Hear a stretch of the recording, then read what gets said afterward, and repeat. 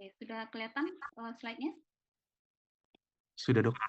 Oke, baiklah. Terima kasih penampilan saya, Dr. Vera Yulias, PJP Konsultan. Pagi ini kita ada berapa materi? Ada sekitar 2 materi ya. Ada gagal jantung sama penyakit aorta dan akut limb iskemik ya. Untuk gagal jantung sebenarnya ada 2, ini gagal jantung kronis dan gagal jantung akut. Nah, cuma karena di mata kuliah di KP-nya cuma 1, jadi saya gabungkan aja. Nanti kita belajar sekaligus dua-duanya, kronik sama yang akut ya. Yang pertama mungkin gagal jantung kronis dulu ya. Oke.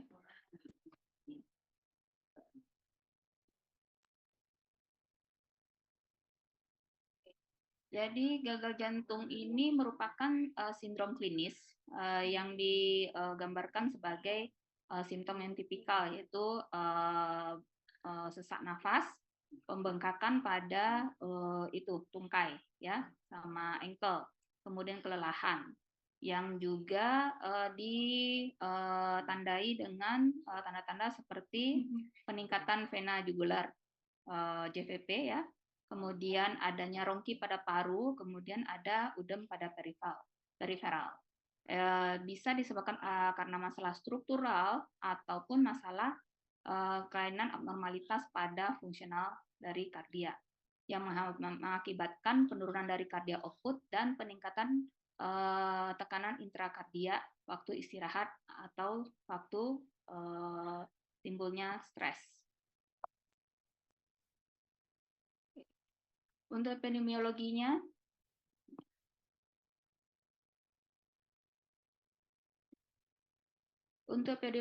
itu sekitar 1-2% orang dewasa di negara maju menderita gagal jantung dengan prevalensi meningkat lebih dari 10% pada usia lebih dari 70 tahun. Dan setengah pasien gagal jantung itu merupakan heart failure reduced ejection fraction. Sedangkan untuk heart failure preserved ejection fraction itu banyaknya sering terjadi pada usia yang lebih tua dan pada wanita dengan riwayat hipertensi dan atrial fibrilasi. Penyebab kematian itu lebih tinggi pada yang reduced daripada yang preserved ejection fraction. Ya. Ini ada beberapa etiologi yang menyebabkan disease pada miokardium. Yang pertama itu ischemic heart disease, ya. Kemudian ada bisa karena scar atau penyakit koroner dan lain-lain, ya. Kemudian bisa karena toksik. Ada berapa seperti alkohol gitu kan, iron juga bisa, besi, radiasi juga bisa. Kemudian masalah inflamasi imun ya, berkaitan dengan infeksi, kemudian juga infiltrasi karena masalah keganasan, kemudian masalah metabolik, hormonal dan nutrisi bisa karena tiroid, kemudian kurangan nutrisi juga bisa, kemudian kelainan genetik seperti DCM, HCM, kemudian RVC. Kemudian ada juga yang etiologi lanjutannya itu yang karena abnormal dari loading condition, misalnya karena hipertensi. Yang kedua ada defek pada katup dan struktur miokardium, baik didapat ataupun kongenital. Ya. Kemudian ada masalah pada perikardial dan endomiokardial, bisa karena perikarditis, effusi perikard, kemudian bisa juga fibroelastosis. Ya. Kemudian kalau bisa disebabkan oleh high output state ya, pada severe anemia, tirotoksikosis, kemudian volume overload pada gagal ginjal, ya, iatrogenic fluid overload, jadi memberikan cairan terlalu banyak. Kemudian ada gangguan irama baik tachyarrhythmia maupun bradyarrhythmia. Nah, ini adalah klasifikasi untuk gagal jantung ya. Ada yang preserved ejection fraction, ada yang reduced ejection fraction, dan ada yang mid range. Kalau mid range ini namanya sekarang mild reduced ejection fraction. Nah, itu perbedaannya kurang lebih simptom dan sign hampir sama. Yang membedakannya itu dari ejection fraction-nya. Kalau reduce berarti kurang dari 40%. Kalau mild reduce itu 41-49% dan preserve itu lebih dari 50%. Ya. patofisiologi gagal jantung ini bisa dibagi menjadi yang pertama ada masalah di preload, ya. Dia ada 3 ya, preload, masalah di preload, masalah di afterload, dan kontraktilitas jantung. Jadi kalau di preload itu berkaitan dengan relaksasi dan pengisian ventrikel yang terganggu, kemudian yang kedua afterload yang meningkat, kemudian yang ketiga kontraktilitas jantung yang menurun.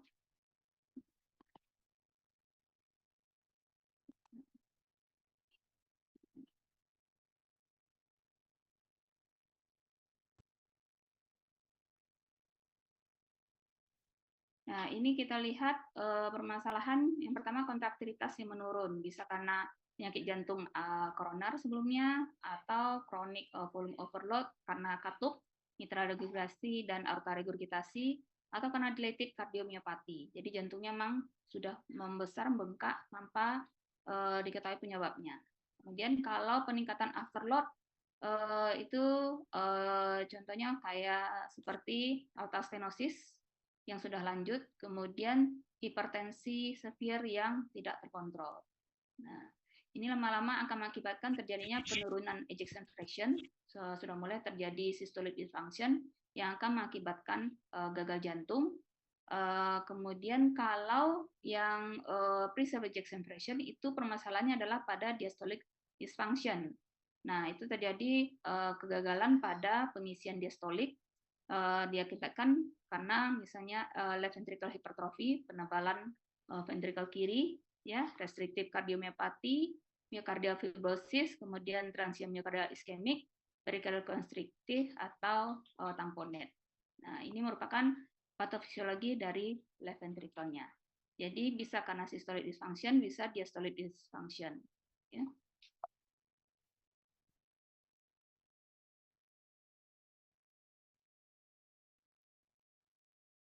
Nah, untuk heart failure reduced ejection fraction, ya, karena kontraktilitas yang menurun atau afterload yang meningkat mengakibatkan stroke volume yang menurun, end systolic volume yang meningkat, kemudian end diastolic volume yang meningkat, yang akan mengakibatkan tekanan LV juga meningkat. Nah, kemudian akan membalik ke tekanan LA juga meningkat, yang akan membalik lagi ke paru mengakibatkan tekanan hidrostatik kapiler pulmonar meningkat yang akan mengakibatkan kongesti pulmonar. Nah, sedangkan pada untuk patofisiologi dari right ventricle itu karena right ventricle fails, ada kegagalan pada ventricle kanannya. Ini akan mengakibatkan peningkatan diastolic pressure yang tertransmisi retrograde ke right atrium. Kemudian akan menurunkan right ventricular output. Nah, kemudian sehingga menurunkan blood return ke left ventricle. Jadi preloadnya jadi berkurang. Nah, left ventricle-nya stroke volume-nya menjadi menurun. Ya. Nah, ini patofisiologi heart failure dengan reduced ejection fraction. Jadi ada yang patofisiologi utama itu karena systolic dysfunction, di mana yang systolic dysfunction ini akan mengakibatkan ventricle menurun kapasitasnya untuk memompakan darah karena kontraktilitas otot jantung yang menurun, atau karena pressure overload yang mengakibatkan stroke volume-nya turun, end systolic volume-nya meningkat, end diastolic yang meningkat, hingga left ventricle pressure-nya juga meningkat. Nah, selama diastol, LV pressure yang meningkat akan mengakibatkan juga peningkatan pada LA pressure. Kemudian akan mengakibatkan juga peningkatan pada pulmonary capillary hydrostatic pressure. Nah, ini peningkatan tekanan kapilari pulmonal ini yang akan mengakibatkan transudasi cairan ke interstisial pulmonari yang mengakibatkan kongesti dari paru. Jadi yang untuk patofisiologi yang heart failure dengan preserve, kalau tadi yang reduce, sekarang yang preserve, itu biasanya terjadi karena abnormalitas dari diastolic dysfunction. Nah, itu bedanya ya. Kalau reduce itu karena systolic dysfunction, kalau preserve itu biasanya karena diastolic dysfunction.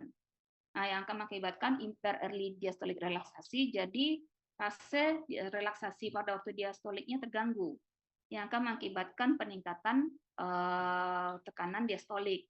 Nah, peningkatan diastolik ini akan mengakibatkan pula peningkatan pada pulmonary dan sistemik vena. Nah, ini akan mengakibatkan vascular congestion. Nah, kemudian Gagal jantung bisa jadi dua-duanya, bisa gagal jantung kanan, bisa gagal jantung kiri. Nah, kalau gagal jantung kiri, adanya tanda dan gejala peningkatan tekanan dan kongesti di vena pulmonar dan kapiler. Sedangkan kalau gagal jantung kanan itu adanya gejala dan tanda peningkatan tekanan dan kongesti di vena sistemik dan kapiler, ditandai dengan peningkatan JVP dan kongesti hepar. Nah, biasanya gagal jantung kanan ini terjadi setelah gagal jantung kiri. Ini mekanisme kompensasinya, ya, berdasarkan mekanisme Frank Starling, ya. Jadi penurunan stroke volume menurunkan kapasitas pengosongan dari ventricle, meningkatkan aktivasi neurohormonal wall stress yang akan mengakibatkan peningkatan end diastolic volume ventricular, kemudian aktivasi neurohormonal akan meningkatkan hipertrofi miokardial dan akan mengakibatkan peningkatan tekanan arterial. Nah, ini mekanisme kompensasinya berdasarkan Frank Starling mekanisme tadi, ya. Stroke volume yang menurun, mengakibatkan end systolic volume yang meningkat, end diastolic volume meningkat, meningkatkan peregangan dari myofiber, ya. Dengan peningkatan peregangan dari myofiber ini akan meningkatkan kontraksi dan stroke volume di kontraksi selanjutnya. Nah, pada awal-awal masih bisa dikompensasi oleh jantung sendiri, tapi mekanisme kompensasi ini memiliki batas, sehingga pada akhirnya sudah mencapai batas, sudah tidak bisa terkompensasi lagi, maka akhirnya tetap akan terjadi penurunan stroke volume, kemudian kontraktilitas juga menurun, dan end diastolic volume-nya meningkat, mengakibatkan kongesti paru dan udem. Ya. Kemudian faktor fisiologi yang kedua itu karena neurohormonal compensatory mechanism, baik melalui sistem adrenergic nervous, kemudian renin-angiotensin aldosteron system, dan antidiuretik hormon. Nah, ini patofisiologinya berdasarkan hormonal tadi, ya. Nanti bisa peningkatan simpatetik nervous system. Nah, itu akan meningkatkan kontraktilitas, meningkatkan heart rate, dan juga mengakibatkan vasokonstriksi. Begitu juga dengan sistem dan akan mengakibatkan vasokonstriksi dan peningkatan volume pada sirkulasi. Antidiuretik hormon juga meningkatkan volume pada sirkulasi. Nah, ini akhirnya akan berakibat pada pengaruhnya kepada arterial dan vena. Pada arterial itu akan mempertahankan tekanan darah, ya, kemudian cardiac output dan meningkatkan stroke volume. Nah, ini kontraktilitas ini meningkatkan stroke volume, heart rate meningkatkan ke cardiac output, ya. Kemudian pada vena itu akan meningkatkan venous return ke jantung sehingga meningkatkan preload. Nah, ini kalau meningkatkan preload ini akan mengakibatkan terjadinya peripheral edem dan pulmonary congesti. Ini berapa simptom dan sign dari heart failure, ya. Simptomnya tipikalnya biasanya breathlessness, sesak nafas, kemudian ortopnus, sesak pas waktu posisi tegak, ya. Kemudian paroxysmal nocturnal dyspnea, sesak pada waktu malam hari. Biasanya gejalanya terbangun tiba-tiba karena sesak nafas, ya. Kemudian reduce exercise tolerance, mudah lelah, fatigue, kemudian ankle swelling, ya. Nah, kemudian yang yang less tipikal, yang kurang tipikal, bisa karena ada batuk pada malam hari, wheezing, ada bloated feeling, dia begah, ya. Kemudian kehilangan nafsu makan, pusing, ya, depresi, palpitasi, dizziness, sinkop. Kemudian ada juga sign-nya yang spesifik sekali itu peningkatan jugular venous pressure dan hepatojugular reflux. Kemudian terdengarnya third heart sound, ya, gallop rhythm, suara jantung ketiga. Kemudian perubahan posisi impuls apikal lebih ke lateral, ya. Kemudian ini ada juga beberapa gejala yang kurang spesifik, bisa dilihat peningkatan berat badan atau malah penurunan berat badan, ya. Kemudian ada kardiak murmur, ada udem pada periferal. Oke, bisa dibaca nanti, ya. Nah, sekarang bagaimana untuk mendiagnosis gagal jantung kronis, ya. Ini ada algoritma diagnostik. dari guideline gagal jantung ISC tahun 2021 ya. Kalau kita curiga pada adanya heart failure ya, baik dari adanya faktor risiko, kemudian simptom dan gejala tadi, kemudian ada kelainan pada EKG. Nah, kita memeriksa enzim jantung yang namanya NT-proBNP atau BNP. Nah, masalahnya memang sangat disayangkan NT-proBNP atau BNP ini belum tersedia secara luas di semua rumah sakit ya. Di RSAM belum ada, rasanya di M Jamil pun sudah ada tapi juga terbatas sepertinya ya. Jadi cut off point-nya itu kalau NT-proBNP-nya lebih sama dari 125 pikogram per mililiter atau BNP-nya lebih dari 35 ya. Kemudian kalau iya kita lakukan pemeriksaan ekokardiografi. Kalau NT-proBNP atau BNP-nya tidak tersedia, nah bisa langsung kita lompat melakukan pemeriksaan ekokardiografi. Kalau ekokardiografi ini rata-rata hampir di semua rumah sakit sudah tersedia, ya, terutama rumah sakit tipe C atau tipe B, ya. Kalau ketemu kelainan pada hasil ekokardiografi, baru kita bisa confirm heart failure dengan phenotype-nya berdasarkan ejection fraction-nya. Baik yang reduce ejection fraction kurang dari 40%, kurang sama ya. Mild reduce itu 41 sampai 49 dan preserve itu lebih sama 50%. Nah, kemudian kita harus tentukan apa penyebabnya sama kemungkinan terapinya. Ya. Kalau NT-proBNP-nya tidak mencapai batas, ya, itu berarti heart failure unlikely, harus dipertimbangkan kemungkinan diagnosa yang lain. Kemudian kita masuk ke klasifikasi gagal jantung. Kalau tadi berdasarkan ejection fraction-nya ada reduce, ada reduce sama preserve ya. Nah, sekarang berdasarkan kelainan struktural jantung dan berdasarkan kapasitas fungsionalnya. Kalau kelainan struktural jantung itu ada klasifikasinya stadium A, B, C, dan D. Kalau stadium A memiliki risiko tinggi untuk berkembang menjadi gagal jantung, tapi belum terdapat gangguan struktural atau fungsional jantung dan tidak terdapat tanda atau gejala. Ya. Kalau stadium B itu telah terbentuk penyakit struktur jantung yang berhubungan dengan perkembangan gagal jantung, tidak terdapat tanda atau gejala. Sedangkan stadium C, gagal jantung yang simptomatik berhubungan dengan penyakit struktural jantung yang mendasari. Nah, kemudian yang D itu penyakit jantung struktural lanjut serta gejala jantung yang sangat bermakna saat istirahat walaupun sudah mendapat terapi medis maksimal atau refraktor. Kalau berdasarkan kapasitas fungsionalnya, kalau kita sebutnya NIHA ya. Nah, itu kalau kelas 1 itu tidak terdapat batasan dalam melakukan aktivitas fisik. Aktivitas fisik sehari-hari tidak menimbulkan kelelahan, palpitasi, atau sesak nafas. Kalau kelas 2 sudah terdapat batasan aktivitas ringan, tidak terdapat keluhan saat istirahat, namun aktivitas fisik sehari-hari menimbulkan kelelahan, palpitasi, atau sesak nafas. Nah, kalau udah kelas 3 itu terdapat batasan aktivitas bermakna. Tidak terdapat keluhan saat istirahat, tetapi aktivitas fisik ringan menyebabkan kelelahan, palpitasi, atau sesak. Sedangkan kalau kelas 4 ini waktu istirahat saja sih sudah ada keluhan, ya. Jadi belum lagi waktu aktivitas. Ya. Waktu aktivitas makin meningkat. Nah, ini beberapa rekomendasi diagnostik tes untuk pasien-pasien dengan gagal jantung. Bisa dibaca nanti. Ada pemeriksaan HB, leukosit, fungsi ginjal ya, glomerulonephritis IGFR ya. Kemudian ada gula darah, liver function, SGT bilirubin ya. Kemudian gula darah HbA1c, lipid profile, TSH untuk fungsi tiroid ya. Kemudian juga natriuretic peptide yang NT-proBNP tadi. Kemudian juga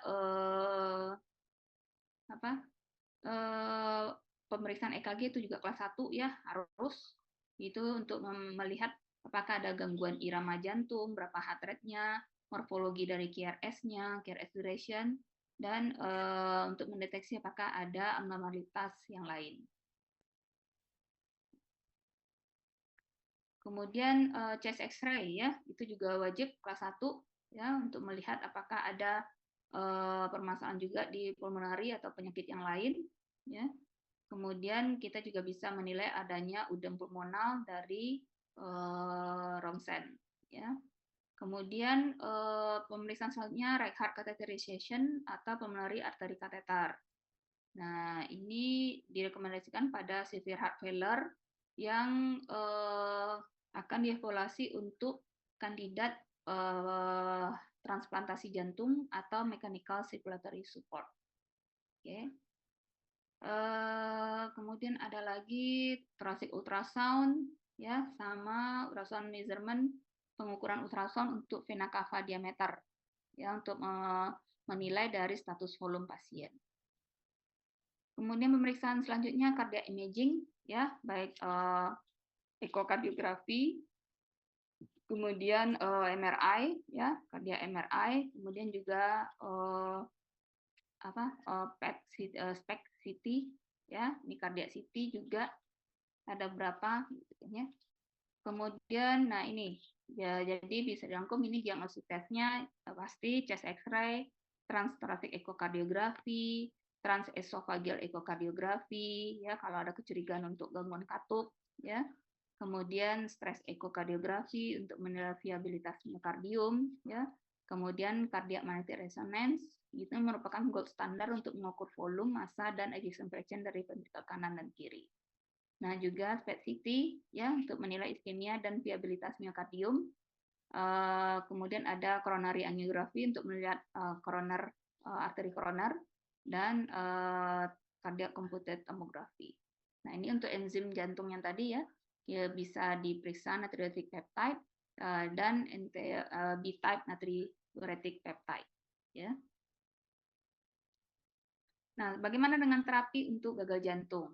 Nah, itu untuk tujuan terapinya itu memperbaiki tanda dan gejala yang muncul, mencegah perawatan inap di rumah sakit, dan menurunkan angka kematian. Nah, ini manajemen dari heart failure reduced ejection fraction, karena biasanya yang paling banyak bermasalah ini yang reduce ini.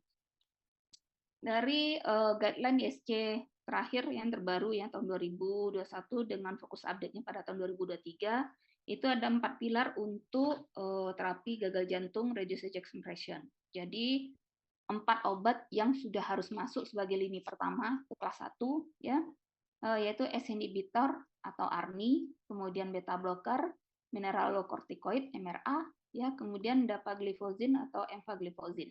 Jadi 4 pilar ini yang itu 4 itu, ya. Kemudian loop diuretik itu untuk fluid retention. Ini adalah obat-obat kelas 1. Kemudian kalau setelah obat-obat kelas 1 diberikan, ya, masih ada gejala, gitu kan, kita bisa lanjut ke penggunaan device, ya, atau masukkan terapi dengan kelas 2 rekomendasi, ya. Device-nya itu bisa pemasangan ICD atau pemasangan CRTD atau CRTP, ya, dengan persyaratannya masing-masing, ya. Kalau EF-nya kurang dari 35 dengan QRS duration-nya kurang dari 130 itu ICD.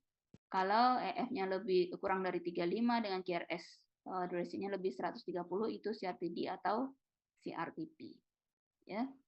Nah, kalau kemudian kita juga bisa masukkan obat-obat terapi kelas 2 rekomendasi itu seperti ivabradin, kemudian digoxin dan hydralazine isosorbit dinitrat. Ini obat-obatan yang sering kita gunakan untuk heart failure, ya, golongan ACE inhibitor. Ini segala macam yang pril belakangnya, captopril, enalapril, lisinopril, ramipril, dan trandolapril, ya. Kemudian golongan beta blocker, bisoprolol, carvedilol, metoprolol, dan nebivolol. Kemudian golongan ARB, golongan ARB itu yang tan belakangnya, kandesartan, valsartan, losartan, nah, ya. Kemudian MRA itu spironolakton dan eplerenone. Yang di Indonesia sepertinya tersedia cuma spironolakton, ya. Dan ini yang terbaru ARNI, ya, itu gabungan antara sacubitril dan valsartan. Nah, kemudian ada ivabradin, ini IF channel blocker, ya, ini kelas 2 rekomendasi untuk terapi berikutnya. Nah, kalau loop diuretik kita gunakan furosemid, bumetanid, dan torasemid. Yang di Indonesia sepertinya cuma tersedia furosemid, ya. Kemudian bisa juga kita gunakan tiazid diuretik, ya. Yang ada di Indonesia sepertinya cuma hidroklorotiazid, yang lain-lainnya nggak ada. Ya. Kemudian yang potasium sparing diuretik, ya, spironolakton, eplerenon, ya, amilorid, triamteren ini sepertinya juga nggak ada di Indonesia. Nah, ini terapi heart failure berdasarkan ejection fraction. Kalau dia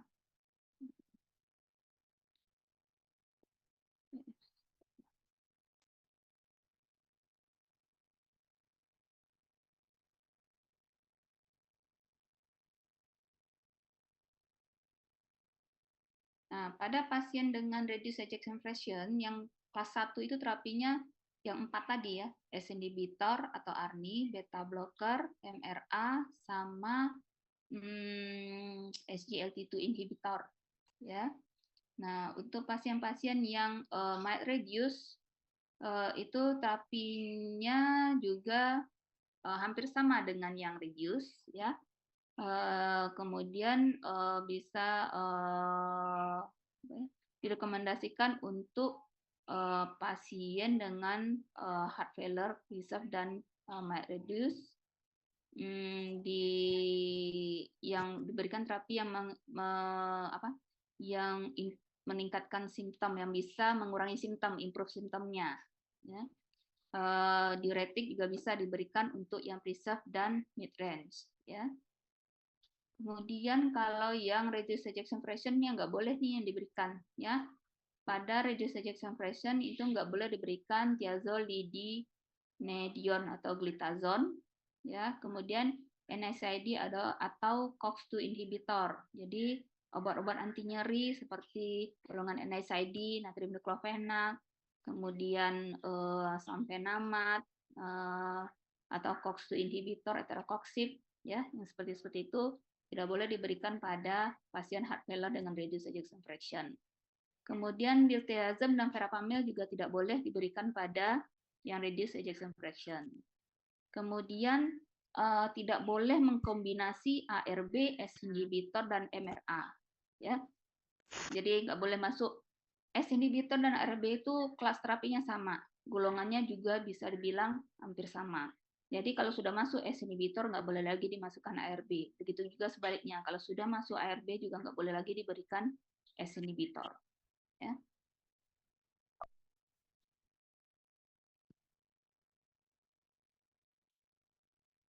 Oke, ini berapa kelas rekomendasi? Nanti dibaca saja. Ini juga simptomatik. Nah, ini obat-obatnya yang direkomendasikan diuretik. Ini ARNI, ya, angiotensin reseptor neprilysin inhibitor, gabungan antara ARB dan neprilysin inhibitor, ARNI. Kalau di Indonesia nama obatnya Uperio, ya. Ini juga ARB. Kalau yang level 2, ini kelas terapi level 2 itu IF channel inhibitor atau ivabradin, kemudian hidralazine isosorbit dinitrat itu juga level 2 ya, kemudian digoxin. Ya, PUFA ini jarang kita, enggak ada. Nah, sekarang untuk device seperti yang tadi dibilang ada penggunaan CRT, ada penggunaan CRT ICD ya. Ini kapan digunakan CRT yang seperti tadi, EF kurang dari 35 dengan QRS duration-nya lebih dari 150. Ya. Sedangkan kalau pada ICD, nah itu pada EF kurang dari 35 dengan apa tadi? QRS duration-nya kurang dari 130. Ini juga penggunaan obat-obat yang lain pada pasien heart failure dengan AF, ya. Kita bisa memberikan obat-obat antiaritmia seperti amiodaron dan digoxin. Kemudian juga diberikan antikoagulan untuk pasien AF. Ya. Nah, ini untuk ini profilak tromboemboli pada pasien AF, ya. Harus diberikan antikoagulan berdasarkan CHF dan Hasbled score-nya, ya. Oral antikoagulan bisa diberikan NOAC seperti dabigatran atau rivaroxaban atau apixaban atau cuma sepertinya obat-obat itu susah, bukan susah ya, tidak ditanggung BPJS, jadi kita jarang meresepkan. Yang ditanggung BPJS itu obat-obat yang FIDCA antagonis, yaitu warfarin. Oke, mungkin untuk gagal jantung kronis sudah selesai. Ada yang mau ditanya?